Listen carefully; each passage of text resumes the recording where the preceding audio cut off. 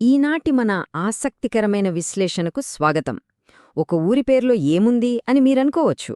కానీ కొన్నిసార్లు ఆ ఒక్క పదం వెనుక శతాబ్దాల చరిత్ర, భాషా పరిణామం, ఇంకా చెప్పాలంటే ఎవరికీ తెలియని కొన్ని పెద్ద అపోహలు కూడా దాగి ఉంటాయి. ఈరోజు మనం రాయలసీమకే గుండెకాయలాంటి కడప నగరం పేరు వెనుకున్న ఒక అద్భుతమైన చారిత్రక రహస్యాన్ని ఛేదించబోతున్నాం. నిజంగా ఇది ఒక ఇన్వెస్టిగేటివ్ థ్రిల్లర్లా ఉండబోతోంది. సరే, ఇక ఏమాత్రం ఆలస్యం చేయకుండా అసలు విషయంలోకి వెళ్ళిపోదాం. కడప నగరం నామకరణం గురించి మాట్లాడగానే మనలో చాలామందికి తక్కున గుర్తొచ్చే ఒక ప్రసిద్ధమైన కథ ఉంది. తెలుగులో గడప అంటే ప్రవేశద్వారం లేదా ముఖద్వారం కదా. పుణ్యక్షేత్రమైన తిరుమల శ్రీవారి దర్శనానికి వెళ్లే భక్తులు ముందుగా దేవుని కడపలోని లక్ష్మీ వెంకటేశ్వర స్వామిని దర్శించుకుని వెళ్లడం ఒక పాత ఆనవాయితీ. అంటే తిరుమల కొండకు ఇది తొలి గడప అన్నమాట. ఆ గడప అనే పదమే వాడుకలో మెల్లగా కడపగా మారిపోయింది అనేది అందరూ నమ్మే ఒక గొప్ప జానపద కథ. వినడానికి చాలా తార్కికంగా, ఎంతో భక్తిభావంతో కూడుకునుంది కదూ. కాని ఇక్కడే మనకు పెద్ద సందేహం రావాలి. ఈ గడప అనే కథ వినడానికి ఎంత అద్భుతంగా ఉన్నా, అసలు మన చరిత్ర పుస్తకాలు, శిలాశాసనాలు ఈ కథను సపోర్ట్ చేస్తున్నాయా? ఇప్పుడు మనం ఒక పరిశోధనాత్మక చరిత్రకారుడిలా ఆలోచిద్దాం. పాత పత్రాలు, శాసనాలు, రికార్డులను తీసి చూస్తే ఈ ఆకర్షణీయమైన కథ నిజంగా నిలబడుతుందా? లేదా శతాబ్దాల కాలక్రమంలో ప్రజలు అల్లుకున్న ఒక అందమైన అపోహ మాత్రమేనా? ఈ చిక్కుముడి విప్పాలంటే మనం ఒక 100-200 ఏళ్లు కాదు, ఏకంగా 1000 సంవత్సరాల వెనక్కి ప్రయాణించాలి. అసలు ఈ ప్రాంతానికి సంబంధించిన మొట్టమొదటి లిఖిత ఆధారాలెక్కడున్నాయో ఇప్పుడు వెతుకుదాం. చరిత్రను తవ్విచూస్తే మనకు 2 అతి పురాతనమైన ఆధారాలు దొరుకుతాయి. ఒకటి, మన స్థలపురాణం ప్రకారం మహాభారతకాలం నాటి కౌరవుల కులగురువైన కృపాచార్యుడు ఇక్కడ విగ్రహ ప్రతిష్ఠ చేసి ఈ నగరాన్ని స్థాపించాడని, అందుకే దీనికి కృపపురం లేదా కృపనగరం అనే పేరు వచ్చిందని చెబుతారు. ఇక రెండవది మరింత ఆసక్తికరమైనది. క్రీస్తుశకం 2వ శతాబ్దంలో ఈజిప్టుకు చెందిన ప్రఖ్యాత గ్రీకు భౌగోళిక శాస్త్రవేత్త టాలమీ ఈ ప్రాంతాన్ని గురించి తన రికార్డుల్లో కరిపే లేదా కరిగా అని రాసుకున్నాడు.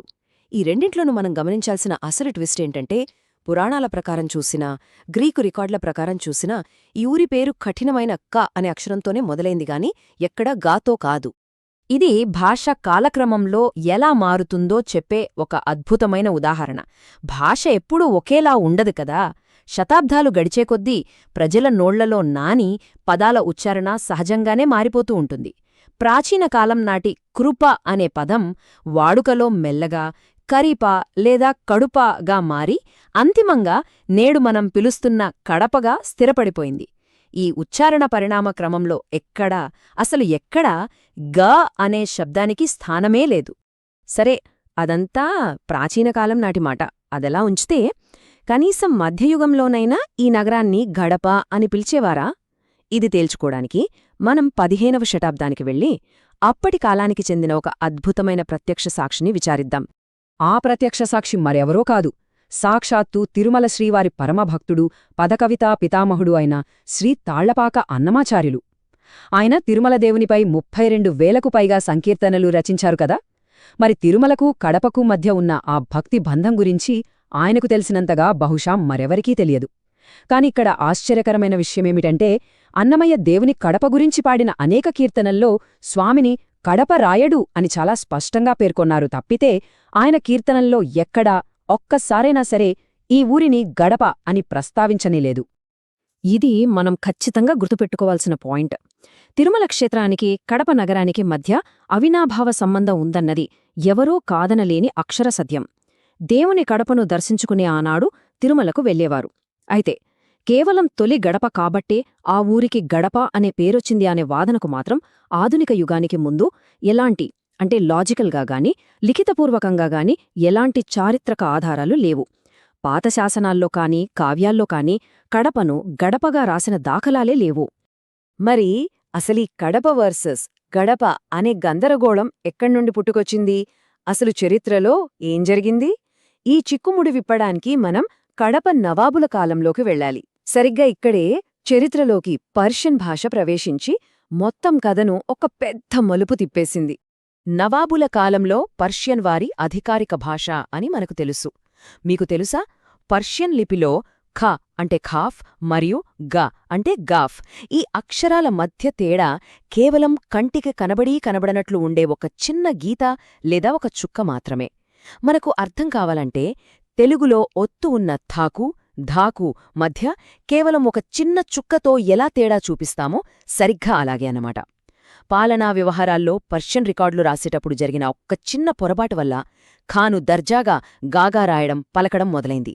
ఒకే ఒక చిన్న అక్షర దోషం శతాబ్దాలపాటు ఎంత పెద్ద భాషాపరమైన గందరగోళానికి దారితీస్తుందో చెప్పడానికి ఇదొక క్లాసిక్ ఉదాహరణ.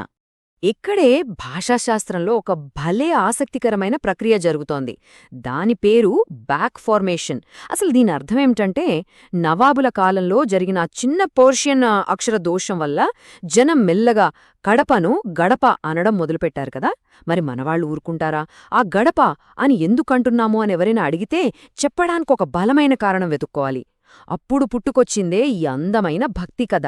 అరే, ఇది తిరుమలకు ప్రవేశద్వారం కదా, తొలి గడప కదా, అందుకే దీనికి గడప అని పేరొచ్చింది అని అప్పటికప్పుడు ఒక లాజికల్గా అనిపించే కథను సృష్టించి ఆ పదానికి అంటగట్టారు. వాస్తవానికి ఆ పదం రూపాంతరం చెందాకే ఈ పురాణ కథ పుట్టుకొచ్చింది. అదన్మాట సంగతి.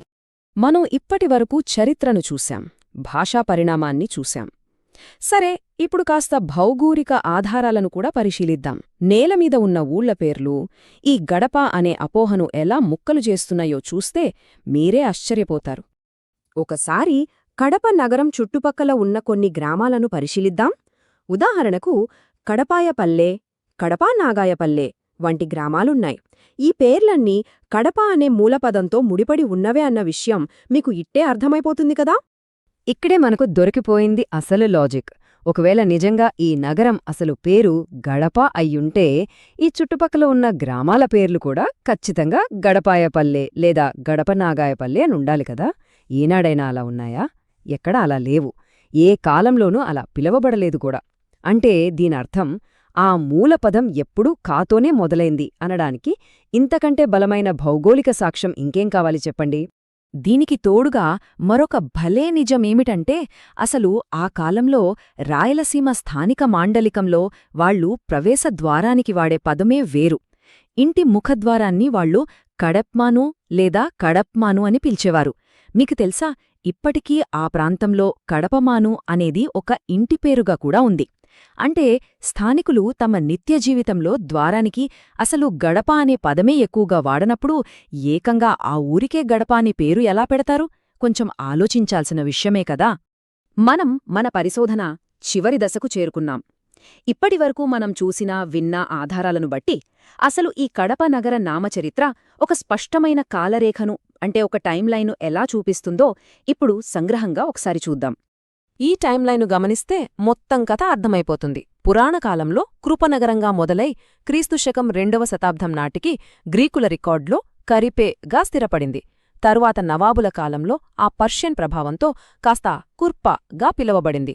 ఆ తరువాత 19వ శతాబ్దంలో బ్రిటిష్ ఈస్ట్ ఇండియా కంపెనీ వారు రానే వచ్చారు.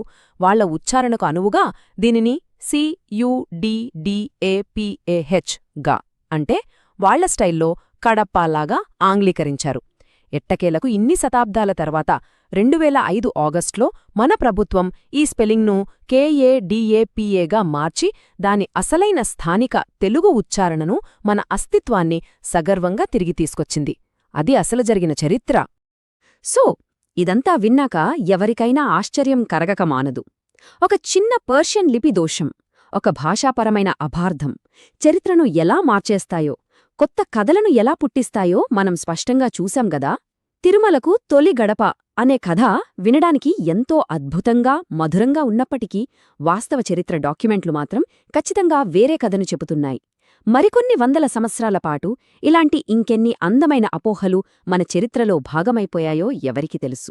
చరిత్రను, ముఖ్యంగా స్థానిక కథలను ఎప్పుడూ ఒక పరిశోధనాత్మక దృష్టితో చూడటం ఎంత అవసరమో ఈ కడప నగర కథ మనకు గొప్పగా నేర్పుతుంది. ఈనాటి మన ఈ ఆసక్తికరమైన విశ్లేషణను ఇక్కడతో ముగిద్దాం. మళ్ళీ మరొక సరికొత్త అద్భుతమైన అంశంతో మీ ముందుకొస్తాం.